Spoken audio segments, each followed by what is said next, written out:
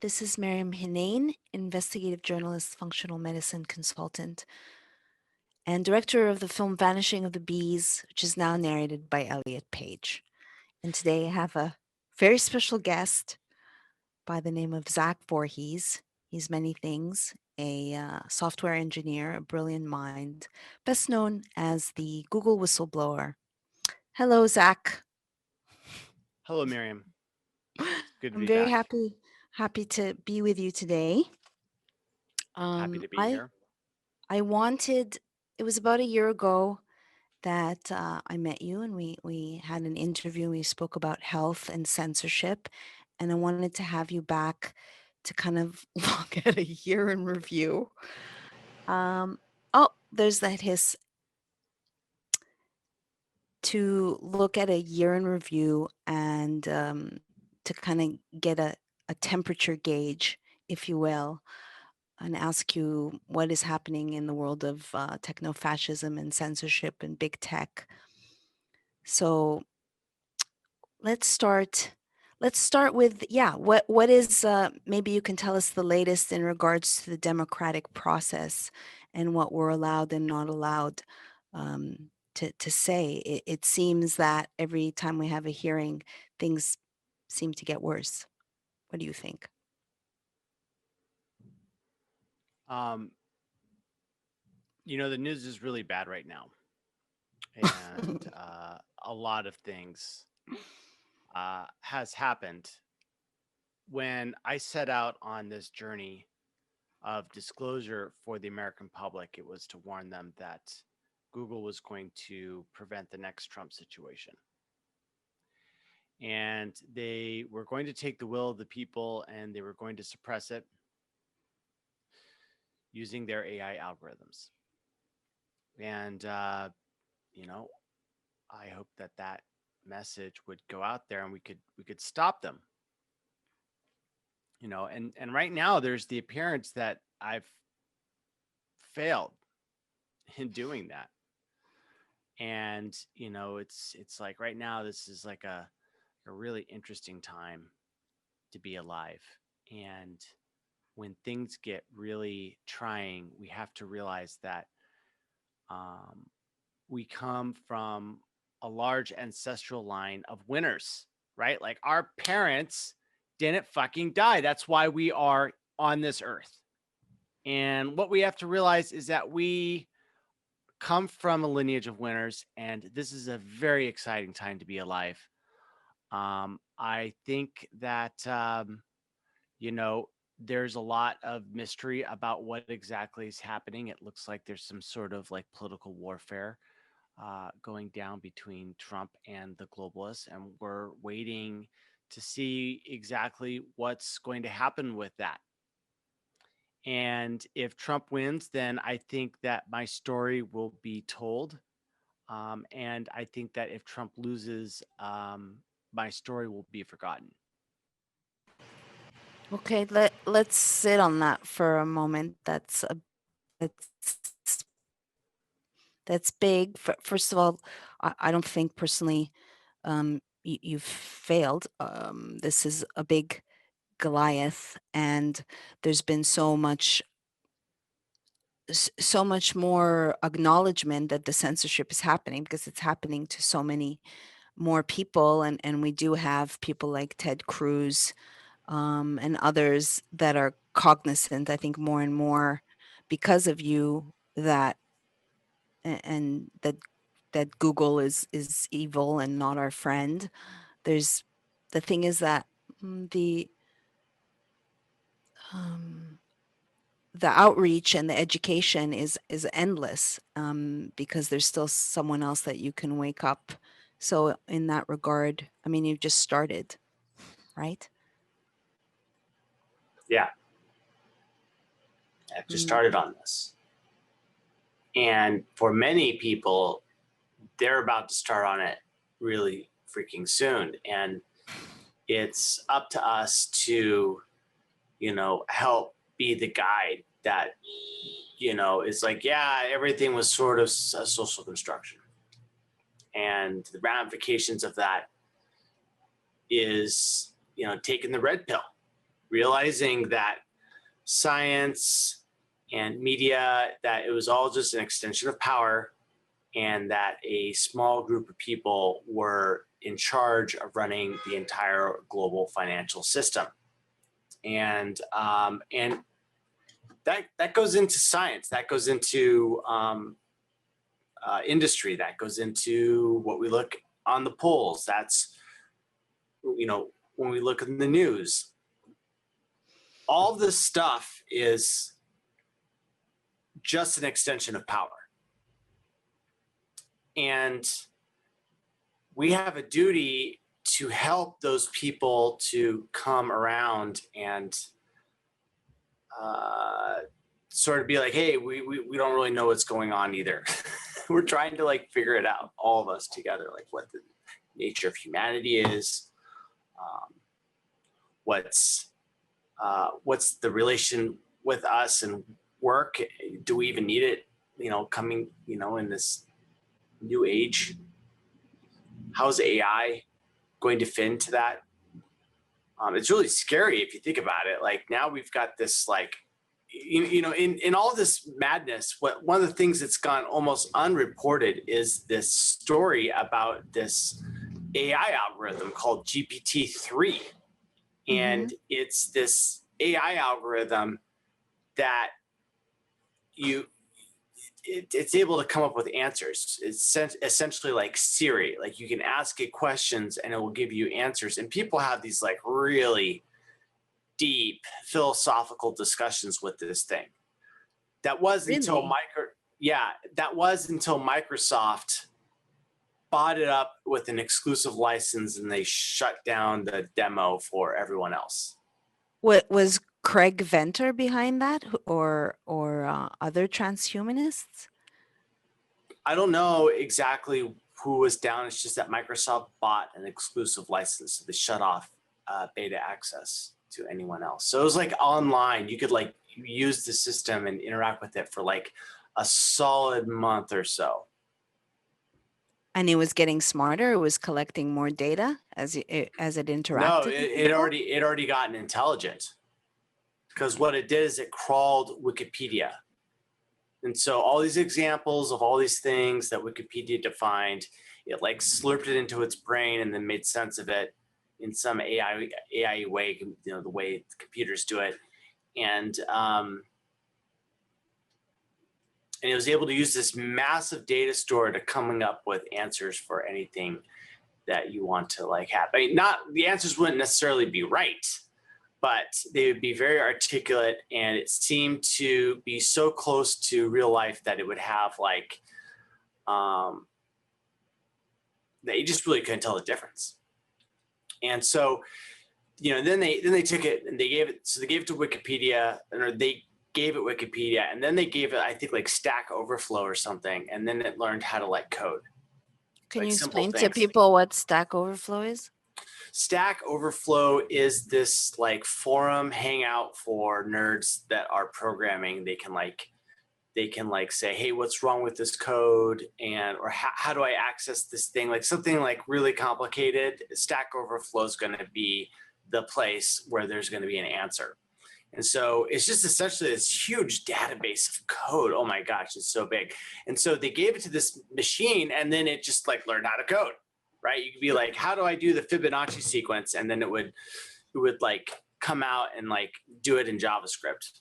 Okay, so wait, let's back up. So you give it the Wikipedia to kind of arguably influence its mind, or give it an encyclopedia, and then you give it code so that it can troubleshoot. So it can write program code, so that runs on computers. And so it gets smarter, keeps getting. Yeah, you keep on giving it data, it keeps on getting smarter and smarter and smarter. And when was this created? GPT-3?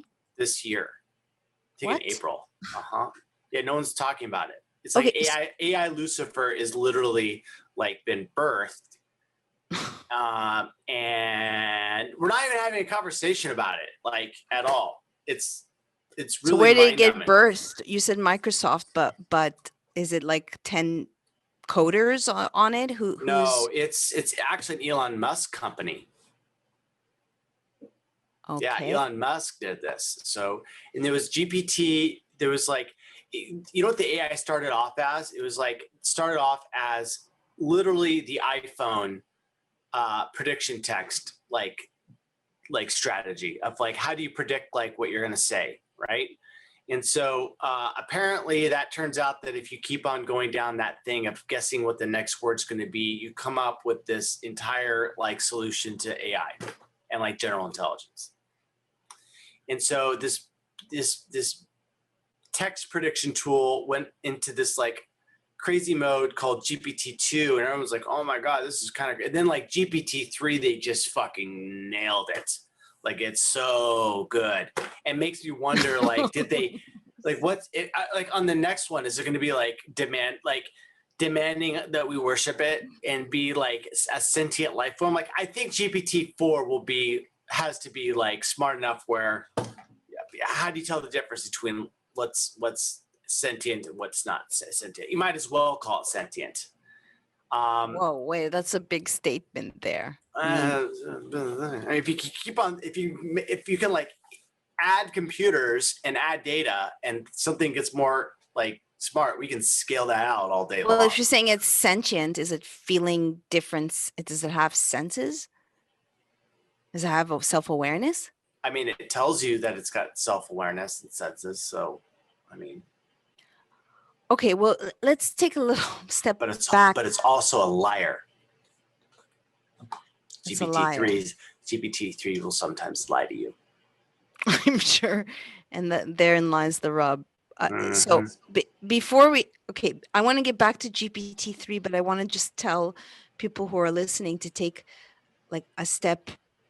Well, there's lots of steps back, but so in the world of censorship prior to the Rona and you disclosing your 950 pages, I mean, there was already talk of basically these computers making the decisions. And then like now we're seeing this year during the hearings where I don't know if it was Jack or Sundar or Mark, but basically blaming bots. And there was a title not too long ago at YouTube that they were blaming the bots for deleting content. So can you talk a little bit about, we've already had this in the wheels in motion to GPT-3? I'm sorry. Can you ask that question again? Have we already had the wheels in motions towards GPT-3? Because like, for instance, I think it was at YouTube where they blame the bots for deleting videos. So you already have it's technology run amok, and if it's embedded in a system and you don't know where it's going. Can you talk a little bit about, I mean, what you've seen at Google? How can bots be deleting content? So I think the closest what you mean is it's not a bot, it's a classifier. So a classifier will go and rate something and say, this is hate speech. And so then it gets removed. So yeah, so these classifiers exist all throughout Google. And the project of it is called machine learning fairness. And so machine learning fairness is about a classification of these classifiers that do social justice, ratings, essentially, because they're all about like race and, what is hate speech and da da da. And so clearly what they're trying to do is that, at first it starts off as these like independent, classifications. And maybe if you get like a certain score, you get, maybe it's weighted differently so that if you talk about this group, then it's actually way bad and you get banned really quickly. But I think that what's coming is that we're going to have like a GPT-3 style like system, because in order to really do the censorship well if you're a totalitarian state, like Google is if the AI that you're using is aware of the narrative. Kind of, it's essentially like the 1984 style, but on a computer. Okay. 1984, which is that book, you know, where they were like constantly rewriting history in the That past and all book? this What's kind of that stuff, book? Not right? familiar with the book. Yeah. So 1984, right? So they have this like, you know, everyone's like constantly busy rewriting the political class is Yes. constantly responsible for rewriting everything with newspapers. And what if you could like create an AI that did that? You know, and in fact, that is what I believe they're building is essentially, you know, this an Ministry AI of that Truth, a digital Ministry of Truth. Ministry of Truth. Yeah, a digital devil. If you have you, yes. Well, like you said, it's AI, Lucifer AI. Um, but we definitely, if they're telling us over at your former company that you can no longer talk about the democratic process, you are not. I mean, how can we be living in this? How can this be a democracy, Zach, where you're taking direction? Um, YouTube is deciding, and then people don't realize that your perception is formed by the information that you're able to get. And if you can't get all sides and no one's looking at the other side, and there's so much gaslighting, we're living in a fake world. So how does Google get to decide? And it's only on one side. If you go on Twitter, you don't see any comments from Joe Biden saying that this election is disputed. So we wake up, we keep on having hearings, and then we hear that now we're not able to even, we're in a democracy, but we're not able to talk about the democratic process. So Right. um, how does GP23 work into that?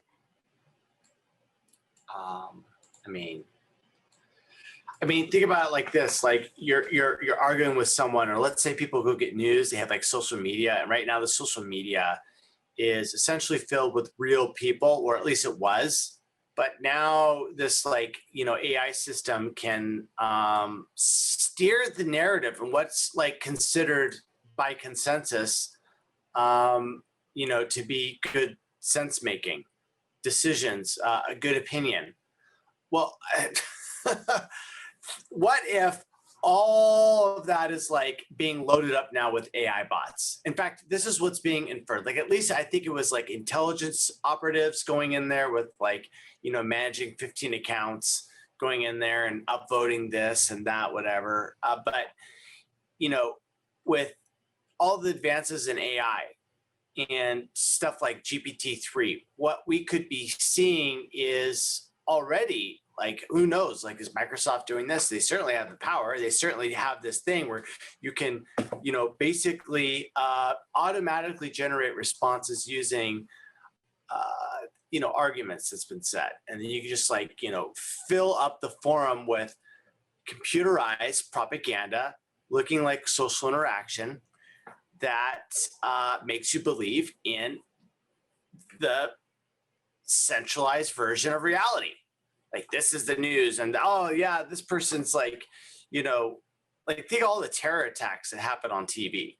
It's like me looking at the YouTube internal blacklist where they were like censoring all that stuff, and just seeing like pages and pages and pages and pages. It's like out of 40 pages of that blacklist, like 95%, like 19 were dedicated to censoring information about false flag shootings. And Wow. you know, this I mean, and then think about it, like once you realize that like the false flag shootings, like take the Christchurch attack that happened in New Zealand. Okay. That attack was as well, there was a video that was released, and then it was like, oh, and they tried to like shut it down and say it was even illegal to have.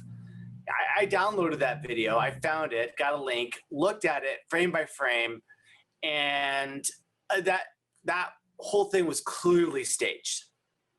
This guy comes out, the terrorist attacker, and I guess he shot a couple people already in the video, and so everyone was like cowering.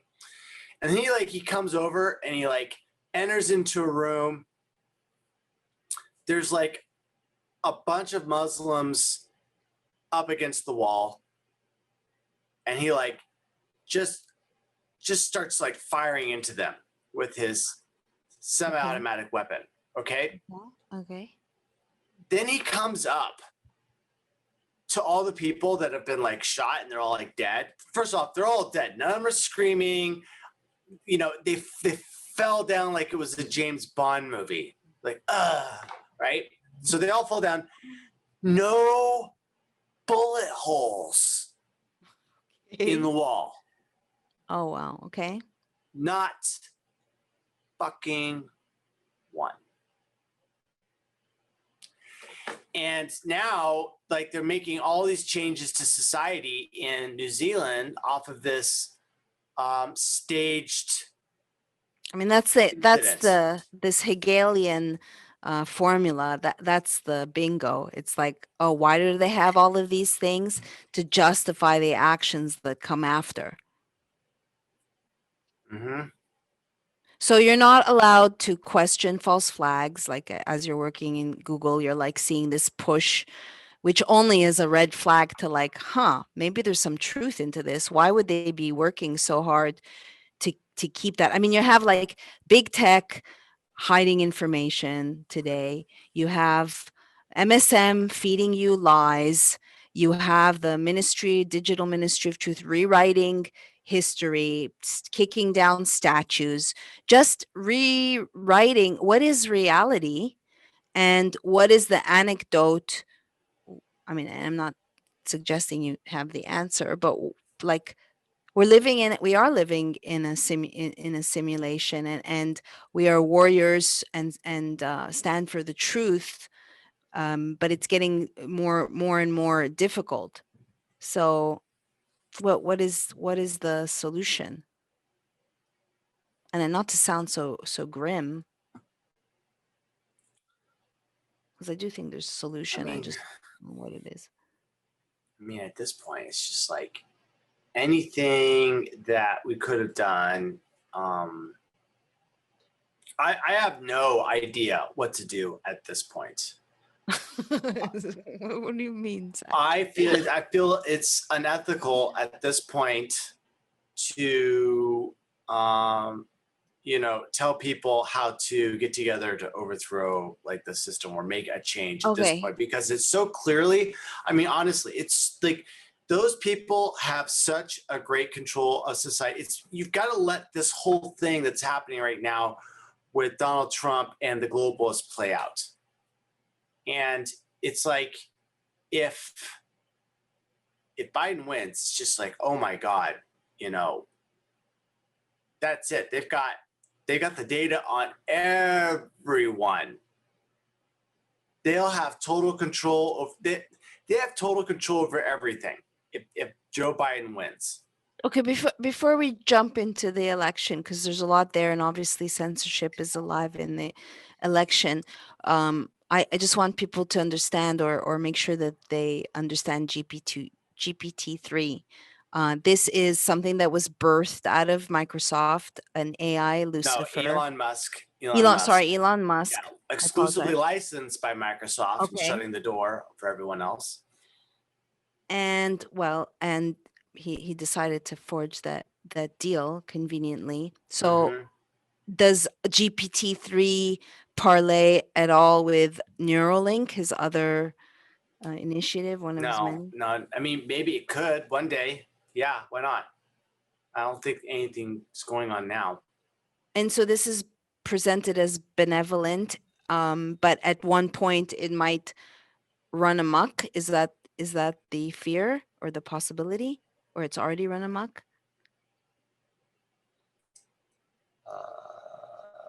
Yeah, I think it's going to. Well, I think that the reason why they don't want people to have it is because they don't want the common person to be technology enabled. Like I have this like fear going forward that they're going to really start clamping down on the ability for someone to interact with a computer system. Right. What do And you mean, so, as a hacker, or in what do you mean? yeah, because think like if you're really good with computers, like you've got all this power. Like look at Sergey Brin, look at Larry Page, look at like the CEO of like Google. Like they it used to take like 7 generations to get that sort of wealth, and they got it, in 20 years. Okay. And that's never been seen before in human history. So, I think that the oligarchs want to shut that stuff down. They're like, oh, okay, well, we got the tech oligarchs. Like, I literally think this is like a tech coup that's going on right now. With China involved? China involved. They're part of, they want a seat at the new world order. They're going to be able to give it to them. So, because like before the election, Google was like, it knew whether you were liberal, whether you're conservative, because it's like reading all, all the YouTube that you watch, and they're like, okay, well, this person's a conservative. Oh, and this person's a liberal. So let's give the person that's liberal a reminder to go vote. And Robert Epstein caught them. Yeah. And the New York Post was going to run a story on it. Yeah. And then the story got killed. And when the story got killed, that's when Google changed the algorithm so that both conservatives and liberals were getting reminders to vote. So this is in 2016? Yeah, no, 2020 just happened. Oh, so when you say it got killed, do you mean it got censored on social media? No, they killed the part that wasn't fair. So Google was like only serving up vote reminders for liberals. So they changed it and made it so it was like on both, because they don't want to be too obvious with it. But the story that you're saying that got killed, you mean it got censored, or New York Post just didn't run it? The New York Post didn't run it. Okay, yeah. New York Post did not run it. So you had introduced the election and censorship and in that context, but this has been going on since 2016, since that's one of the reasons why, well, that's what woke you up when you saw what happened with Trump then. And then it's arguably happened again this time. So maybe can you talk a little bit about that, of what you found in 2016, which kind of woke you up to how things are changing in Google? You know what? It's funny because when I came back to Google, I left Google and then I came back. So I did like my first time that I worked for them, it was 5.5 years for the Google Earth team. And then I did Zackies.com, which is this like, tech fashion company. And then it ran out of money. So I came back to corporate and walked back into essentially a company that hadn't really changed that much. Just to be honest with you, right? Still had like all the treats that they have, free breakfast, free lunch, free dinner, micro kitchens everywhere, massages on your birthday, it's so good. Right? Buses that would come pick you up. Oh my God, it was so luxurious, right? And it was still a libertarian company at that time. Mm-hmm. But that all changed when Donald Trump won the election. And so, that was when they switched over from being this libertarian company to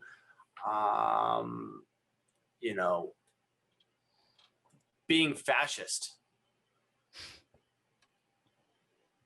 All right.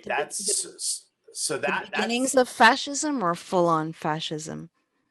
It was like the beginnings of it, but like it turns out that they had this like scheming plan that they had, which was going to be this like ML fairness. And here's the thing, like that ML fairness was like a project that had been in the works for like 8 years. So they were scheming this thing, gaslighting the public, lying to them, saying, oh, we're going to organize the world's information and make it, universally accessible and useful, and don't be evil. Meanwhile, they're literally creating this like AI Lucifer to like censor the whole internet, so that like, and then like track you for even thinking about a certain thing. So you're even like scared to like think. Like they were developing that. This is what machine learning fairness is, essentially.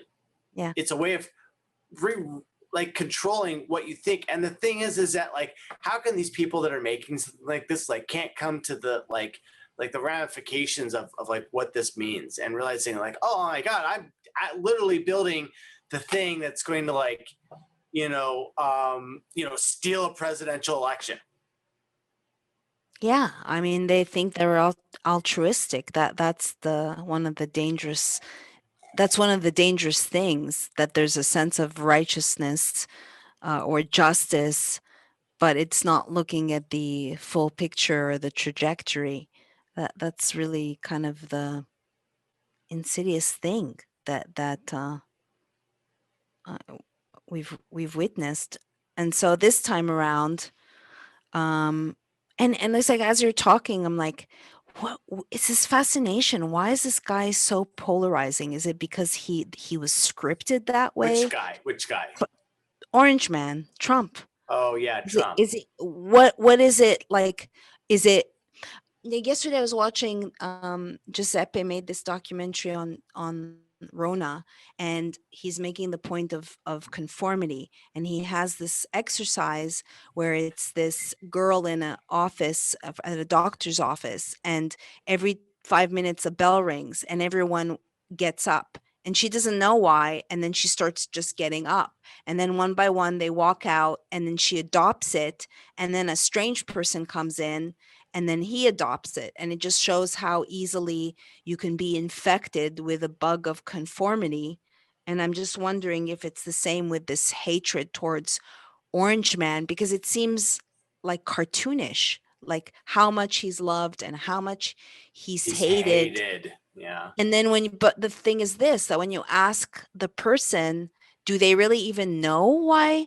Like, do your former friends or current friends, left friends, even know why you have friends that don't like Trump? It's always comes down to like something they read about in the newspaper and became like super angry about like a bunch of times, and then they can't imagine like how anyone could like this person. That's what it comes down to, is basically like some sort of emotionally impactful story that's like turns out it's like fake news, and like you point it out and they become like angry at you, like Yeah. it's so funny how many people have this. It's like a split down, like right down the middle family, whatever, like black, or white or Asian or whatever, like some fraction of the population just totally buys into all the bullshit, and another fraction like doesn't, The bullshit about Trump. Yeah. So Or yeah. to realize that the whole thing's bullshit. And Trump is like, if Trump really is the man, right? Then, my enemy's enemy is my friend. And that makes me a friend of Trump. That's what I'm talking about. The enemy of my enemy is my friend. So, is Trump in on it? Is he? I mean, he is perfectly polarizing. Yeah.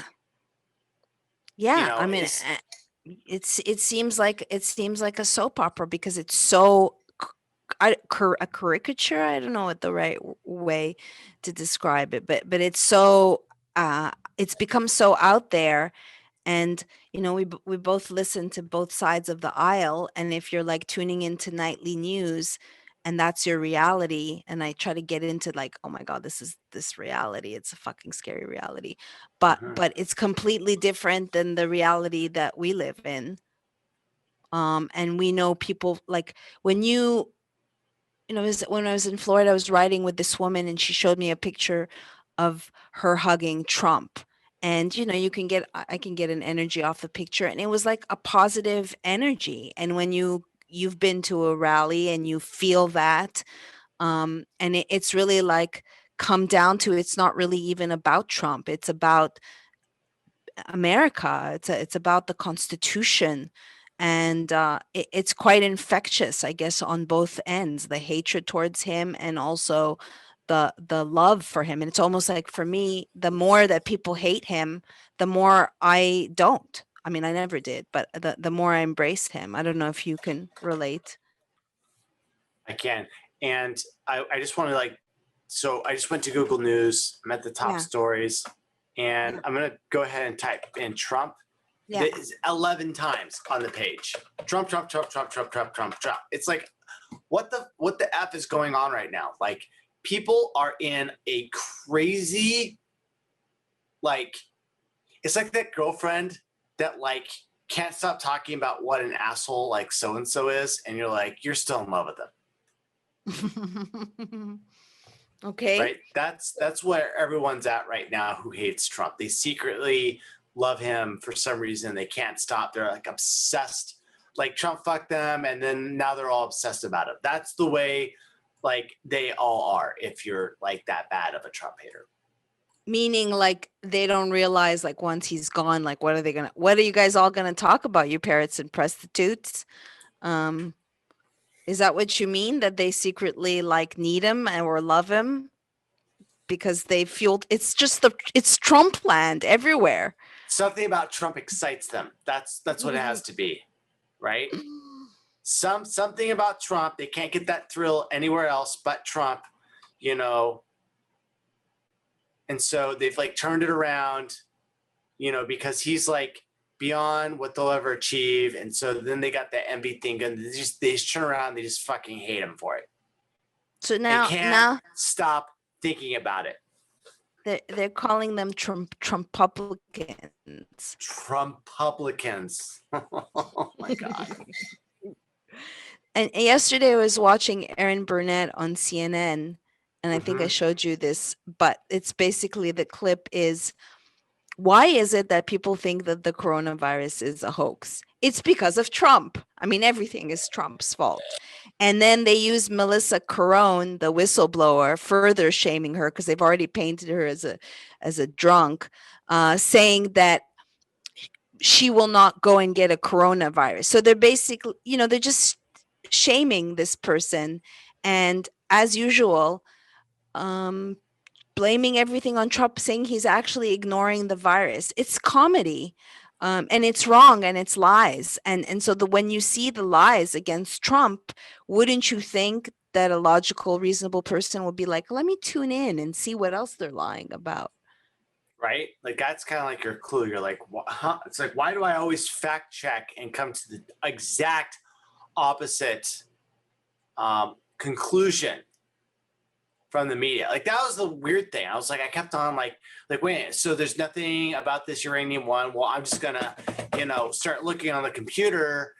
And then I was like, oh man, actually there's for no story, there seems to be quite a bit of things that were happening. I mean, it even involved the Clyde Bundy family. It turns out that Glenn was What? trying to get their, yeah, it was trying to secure the uranium on the land.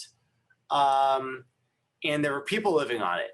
And that's what that whole thing. So they're trying to get them off by killing their cattle and giving them all these excessive fines. BLM was issuing this family fines for their cattle grazing that they obviously couldn't pay, and it was just to force them off the land so that they could take it and give it to Russia.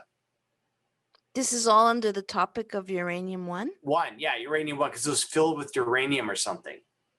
Wow. And so there was this standoff happened, and that's it backed down. And was like, why did they back down, right? As the FBI, because they were defending a criminal activity, a transfer of uranium production capacity to Russia. And so that, I guess what happened is that whoever was doing the FBI didn't want the story to like become headlines because they were trying to like keep it under wraps. So they kind of backed off the Bundys and then kind of took them out, you know. And Pete Santilli was involved in that story? Yeah. Mm-hmm. Yeah, he did jail time for some of that. You know, and because you know what, but they defended America and they're going to be remembered as heroes because that's what they were. You know, people need to realize that the Bundys were heroes, stopping the transfer of uranium capacity to Russia. What a crooked thing that is. How absolutely evil and crooked was, you know, and go ahead. No, I was just say I had no idea. I had no idea that was the story. But it just shows like unless you don't do digging, you're gonna be given half truths and bullshit and narratives. So when you were doing research on uranium one, did you? Because like you're inside Google and things are you're starting to see censorship, but there's a policy of this transparency, then you still have access.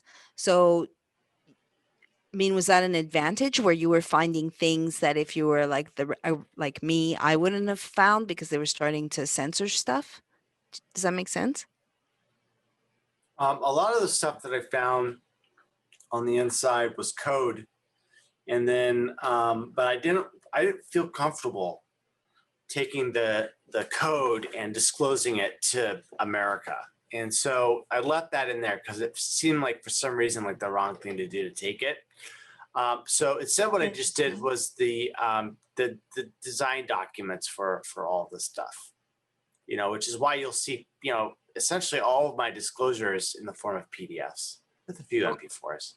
Okay, so if I understand correctly, you found the code that allowed for these different types of censorship to occur?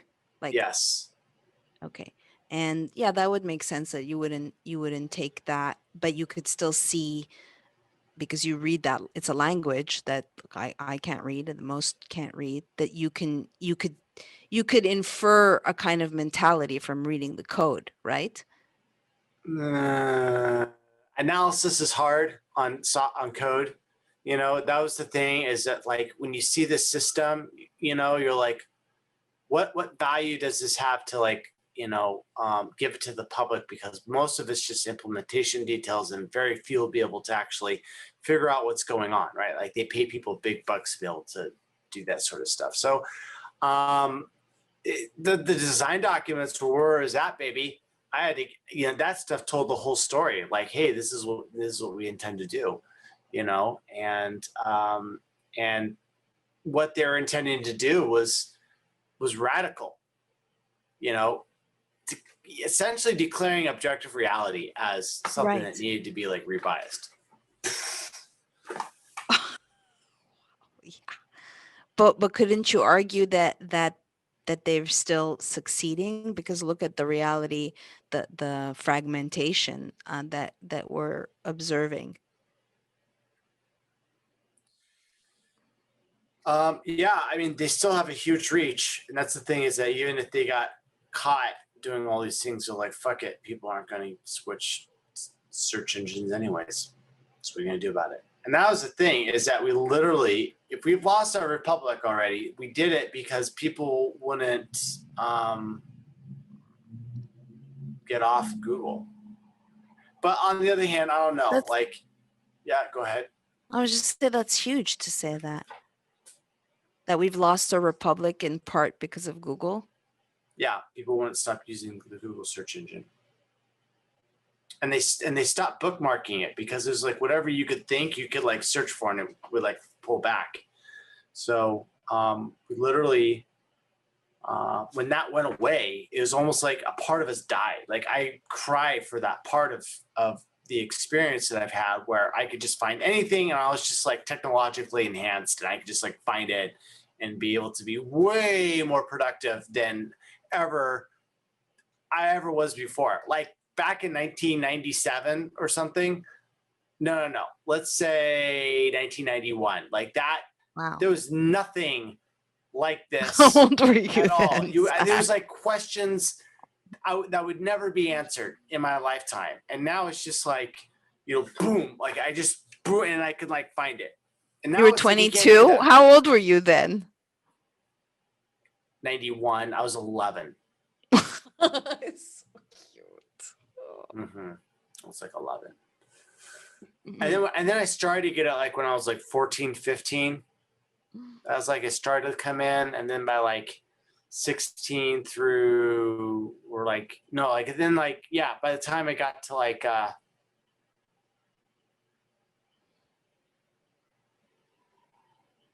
yeah, I guess it was like 15, like 1995 or something when I first started getting on the internet, like CompuServe and stuff like that.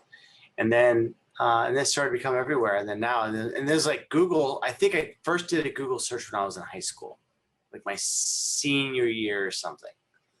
Do you remember when you started using it as a verb? I remember like, oh, I'm gonna use this as a verb. I'm gonna Google this. I'm Googling.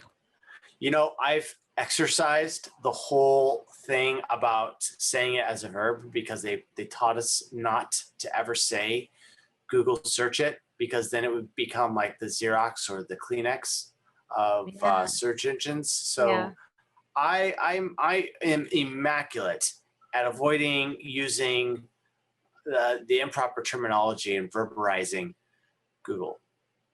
Even though I made it in the dictionary Yep. in 2006. Yep.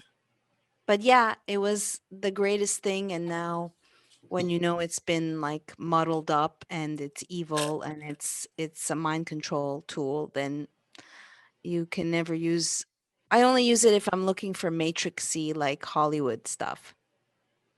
Do Mhm. you can you tell people if you still use it? I'm sorry, do I use You what? still use Google as a search engine ever? Very, very occasionally, with a private browser sometimes. So in the 2020 election, let's just go through that. I know that Dr. Epstein had shared some information with you. Yet again, they did. Would you say did they meddle in the election? Did The Google Google meddle? meddled. Yeah, I mean they meddled by hiding information, acting as a propaganda outlet for the DNC. Um, you know, Clearly signaling its allegiance with the uniparty attempt to overthrow the whole United States Republic. Like they are in line with everything, and they allowed all that information to be delivered to the soft minds of 300 million people in the United States, and their reach is phenomenal. And they were able to control all of the information that people saw on Google News, which is used by a lot of people, and also got in the way of Google search. And people could use DuckDuckGo, but a lot of this is not just Google's fault.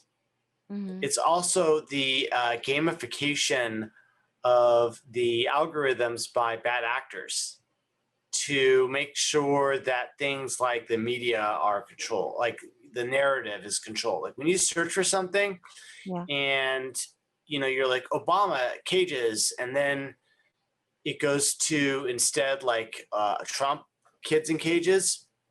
Does it do that? Yeah, and the redirection is actually, because I've looked at this a lot. I'm like, why is this happening? And essentially what's happening is that they're keyword stuffing these like articles. So they're doing black hat shit on themselves when they reprimand others from doing that type of I'm shit? saying my claim here is that the media companies are using analytics to write their next stories. Absolutely. Sure. So they're like, oh, well, people are like realizing that actually this page actually turned out to be, or this picture turned out to be Obama's picture. And so people start searching for that, and that they saw that with like the trends. They're like, oh, wow, people are searching for that. So they write these stories such that they contain all the same keywords, but they lead to a negative Trump article.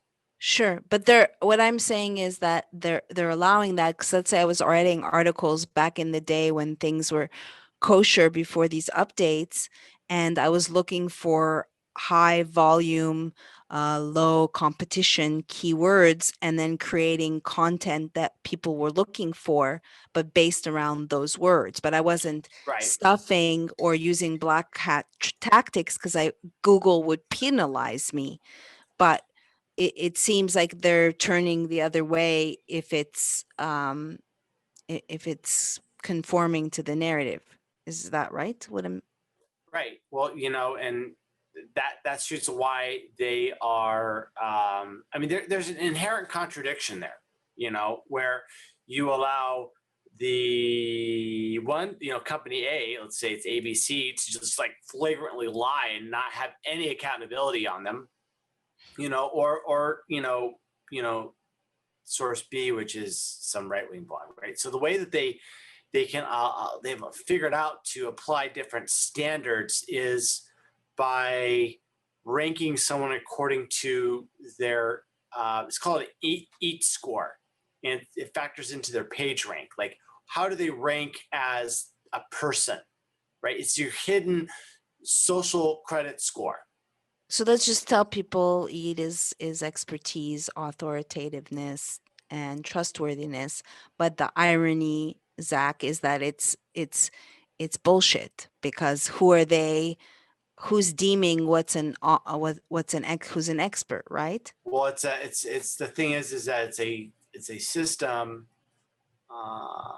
that is circular in its reasoning. So it's like the mainstream media comes up with a narrative, and then Wikipedia then cites that in writing an encyclopedia article about that thing, and then the Google AI systems are looking at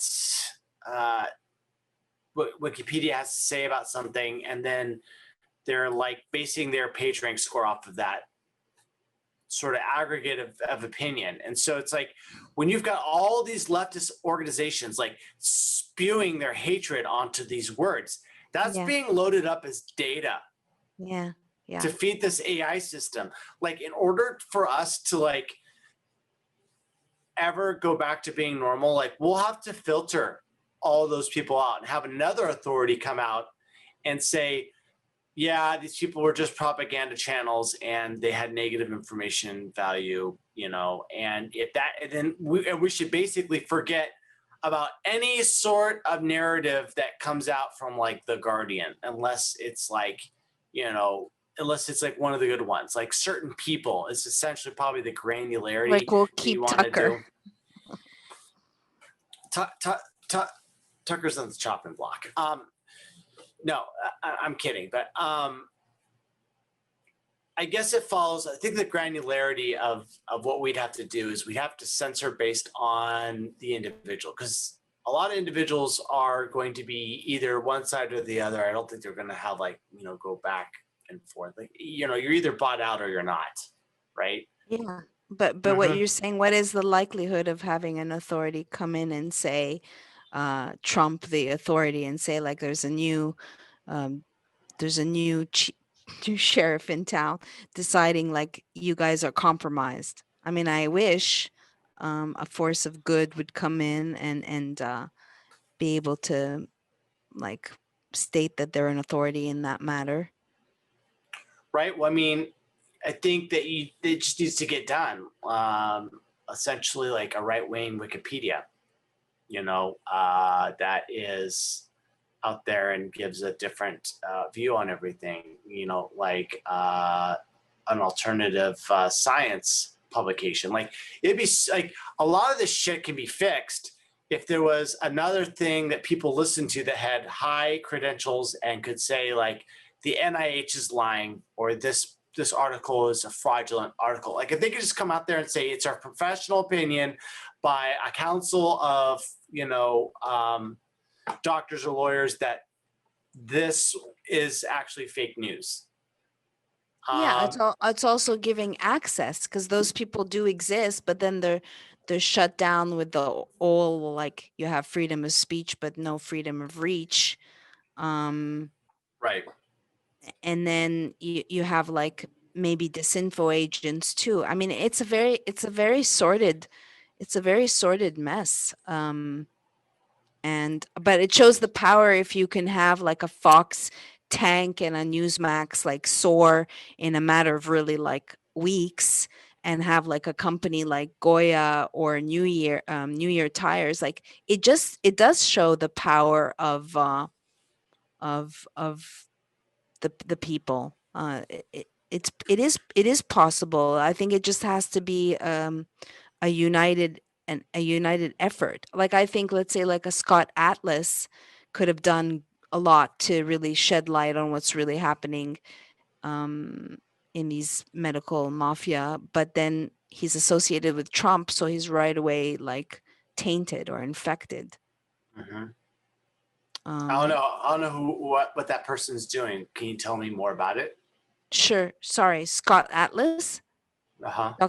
Dr. Scott Atlas was brought on by President Trump to the COVID-19 task force, and he was not peddling fear and seemed to be having friction with others. I don't know if he was, sorry, I forget if he was with the FDA, but he just his term was done, so he left. But he had sent out, I think, to the people in Michigan, rise up, and you only it's like basically up to the people, like you are accepting. So it was very much with the people, a message of like there's some bullshit going on with the coronavirus, and I'm not with the lockdowns. So it was kind of against Redfield and Azar and all the usual suspects, and all the fear and Fauci that they're peddling. um because you're saying there needs to be people that will come in and will discredit these corrupt organizations within the government, or period, big tech, right? Mm-hmm. um okay, so in terms of, like, we can wrap it up with the elections. Can you give a little bit about where we're at as far as having the Constitution on our side and this Texas lawsuit? And so the Texas lawsuit's being done by what, Ken Paxton? Is that his name? The AG out of Texas. Yeah, AG out of Texas. And you know, he was, so I can tell by doing a little bit of background research on this guy that the cabal does not like him. They Okay. hate his guts. They like, they like, it's like with one of the first paragraphs they have about him, they're talking about his droopy eye and how he got hit in the face in like college, you know? So they're making fun of him? Yeah, they're talking about his injury and how he got his ass kicked, like right there at his like college credentials. That's like in the Wikipedia article. So I'm like, okay, well, the supremacists hate this guy because he's against their one world order creepy stuff, and he's effective. And so now they're like, they're writing all this hit pieces, and he's been like investigated over and over and over and over again. And for all the assets that he has, it's just like, they're just inventing things so that they can go after him. So I'm like, oh my God. So I don't know if Texas could be a kill shot. It could be. And it seems like that is the thing that would be the best, cleanest way to do a reset, do a mulligan. Like, let's do an election do-over for the country. Is that what it's called? A mulligan? A mulligan is a golf term. Oh. So you take a mulligan, and it's another shot. So this election needs to be done over again. It's perfectly clear that this thing was really tainted. Now, if Trump came to the Supreme Court and was like, hey, we got to do a do-over, like, that would be really bad for the country, right? But if the states come and they're like, hey, we're really pissed here and they've cheated, that is the best way for that information to come out, which stabilizes the system. And just to clarify again, as the Rona is the carte blanche for the Great Reset, and can usher in whatever it is, whether it's Operation Quack Hack or uh, basically it's weakened the fraud laws. They've used the coronavirus to weaken laws, and these states, Texas, that's filing suit against Michigan, Wisconsin, Pennsylvania, and Georgia, is saying that these states ignored the Constitution and the state and their own state laws, and local city officials and judges changed the law and did not abide by the state's own laws, therefore basically violating the Constitution. So just to explain to people that this is legally, there's been violations that have happened on election codes using the corona as a pretext. Yeah, right. I mean, it's the state assembly that's responsible for doing election law changes. Like, you can't just have the executive run around like they own the place, making changes here, making changes there, and like moving up the dates and like removing signature validation, like, you know, Right. and then moving in the time you can accept for the ballots. Like, clearly they're setting up for a rigging. Clearly. Clearly. I mean, it's clear to us. I mean, after reading lawsuits, reading affidavits, listening to hours of hearings, speaking to witnesses, and knowing that the real effery started before even this election, and the president would say it, it's like we shouldn't be surprised. And in a lot of cases, there were lawsuits that were filed before the election, and all just of using the coronavirus. And then when you have this faux fake celebration, then it's okay to go and celebrate in the streets. But just 3 days later, you couldn't go and vote in person. Just it seems so blatant, and makes it's logical. I mean, it's reasonable. This happened. So I hope. What do you think are the chances for this being the moonshot, as I heard someone say? You know what? At this point, I know that I am very bad at making predictions. So I'm gonna sort of hope that this works out the way that it does, and hope for the best on that. I do think that this state suit is potentially the most stabilizing way to bring us out of this election fraud. So let's hope that it works out well.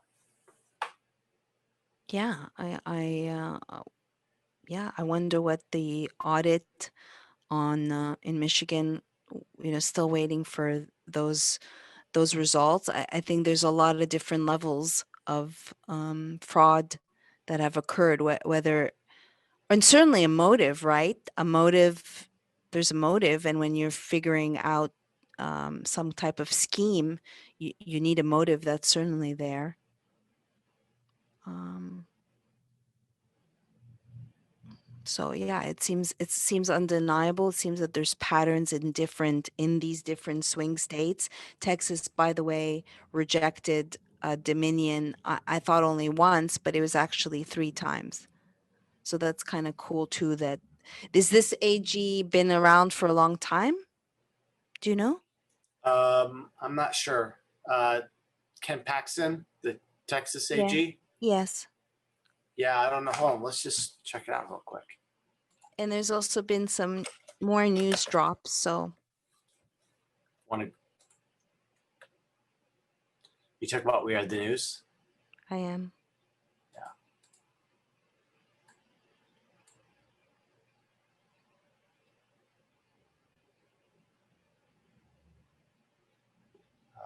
So he was with the House of Representatives 2003 to 2013. So that's like where the Tea Party stuff came from, right?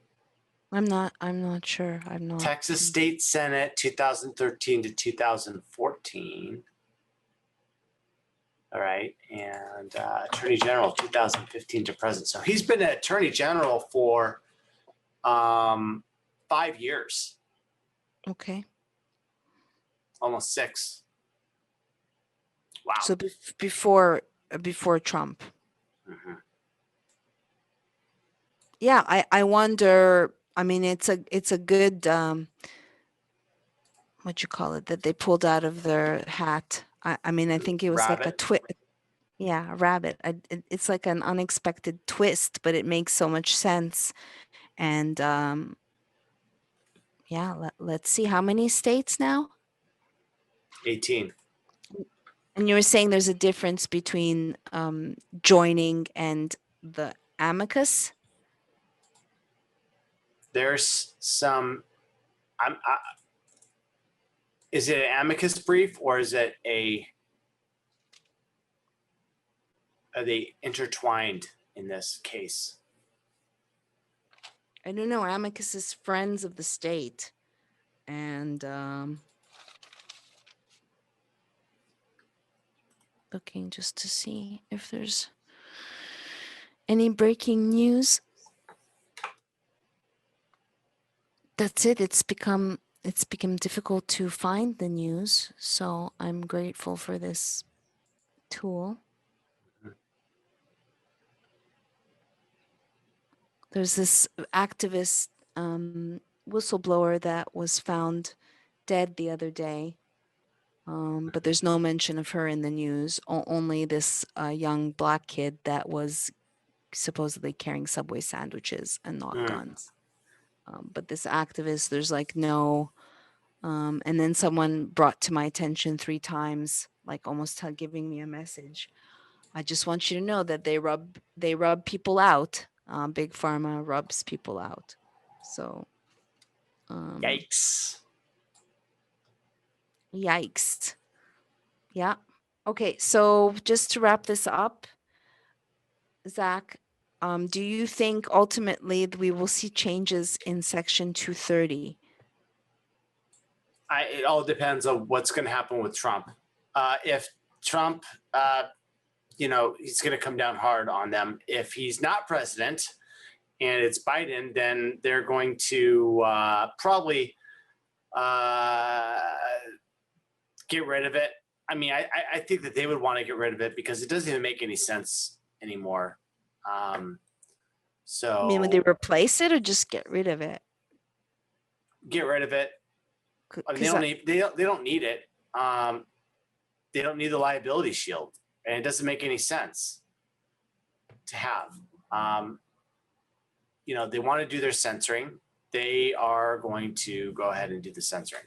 And they want to have a framework for this censoring. What they don't want to do is they don't want to allow the small guy to run a forum. They want to make him responsible for all of the content that's on his stuff so that they can, put their naughty material on there and then cry being like, oh, this person's got filthy stuff on their forum page, right? That's what they want to do. They want to take down the little guy and make sure that no one anywhere on any corner of the internet is having a place that's contradicting the AI narrative. Yeah. So they're going to want to get rid of Section 230. They're going to want to get rid of it for anyone. And so this is kind of the bewildering thing that Trump is saying. He's like, let's get rid of Section 230. I'm like, why? Right. Yeah, like keep it for the little guy, because you want people, realizing that, yeah, they can contradict the narrative and not be responsible for, some intelligence operation throwing down naughty material that gets them in trouble. Yeah, I was under the impression that at one point I saw a red line of Section 230. I'm pretty sure that someone gave suggestions rather than scrapping it altogether. Yeah, reform it. That's what I would like to see. But I was thinking today. Sorry, go ahead. Yeah, by the way, this microphone's not actually doing anything. I'm just keeping it for my own sort of thing. So I might as well just put out a frame. because it's coming through here, right? You can hear me when I talk like this, right? It's really right. Mm-hmm. Okay. Yes, Zach. Yeah, so I'm just gonna toss this out of the way. Okay. I was thinking, what I was going to say is that we're in 2020, it's like we're being treated more like children. Like, did we really need Fauci to tell us that we need to wash our hands? Or do we really need a Facebook to tell me what is true and what is not true? Like, are we not? And we're then further, the irony is then you're further like impeding your immune system, or you're further impeding your critical skills. And then it becomes like worse and worse. We're arguably regressing. Like, if you look at the children and the mental health problems and just, um, yeah, so my point is, like, we just 2020 has been quite a doozy of a year, and I wonder how we heal from that.